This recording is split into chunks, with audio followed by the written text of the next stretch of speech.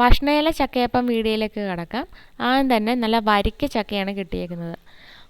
കുരു കളഞ്ഞ നല്ല പഴുത്ത വരിക്ക ചക്ക ആവിയിൽ പുഴുങ്ങിയോ അല്ലെങ്കിൽ മിക്സിയുടെ ജാറിലിട്ട് കുറച്ച് ഉപ്പും കൂടെ ചേർത്ത് നല്ലതുപോലെ ക്രഷ് ചെയ്തെടുക്കുകയോ ചെയ്യുക. ഇവിടെ ഞാൻ ക്രഷ് ചെയ്താണ് എടുക്കുന്നത്.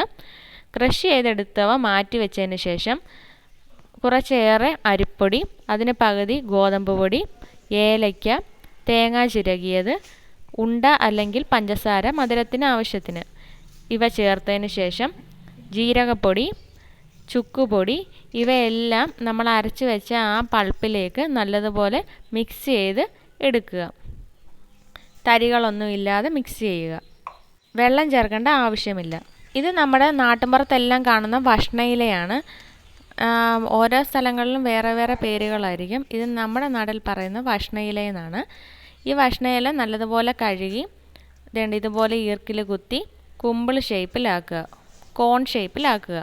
അതിനുശേഷം നമ്മൾ മിക്സ് ചെയ്ത് റെസ്റ്റ് ചെയ്ത് വെച്ചിരിക്കുന്ന ആ മാവ് ഇതിലേക്ക് ഫില്ല് ചെയ്യുക.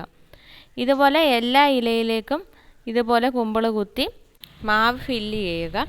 ഈ ഇലയിലാണെങ്കിൽ നല്ല ടേസ്റ്റും നല്ല മണവും ഒക്കെ ആയിരിക്കും ആവി കയറുമ്പോൾ.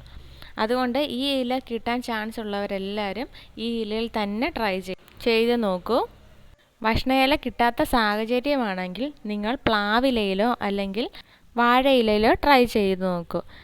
ആ ഇലകളുടെ ടേസ്റ്റും മണവുമേ നമുക്ക് ആ ചക്കയപ്പത്തിൽ ഉണ്ടാകുകയുള്ളൂ. പക്ഷേ ഭക്ഷണയിലയിൽ ഇതുപോലെ ആവിയിൽ പുഴുങ്ങി ആ മണം അറിഞ്ഞ് ആ രുചി അറിഞ്ഞ് കഴിക്കണമെങ്കിൽ ഭക്ഷണയിലയിൽ തന്നെ കഴിക്കണം. അതുകൊണ്ട് നിങ്ങൾ ഇങ്ങനെ ട്രൈ ചെയ്ത് നോക്കൂ. നല്ലതുപോലെ ആവിയിൽ പുഴുങ്ങിയതിന് ശേഷം നമുക്കിത് ചൂട് മാറി കഴിക്കാവുന്നതാണ്. നല്ല ടേസ്റ്റാണ്, നല്ല ഹെൽത്തിയാണ്. ഇത് ട്രൈ ചെയ്ത് നോക്കൂ.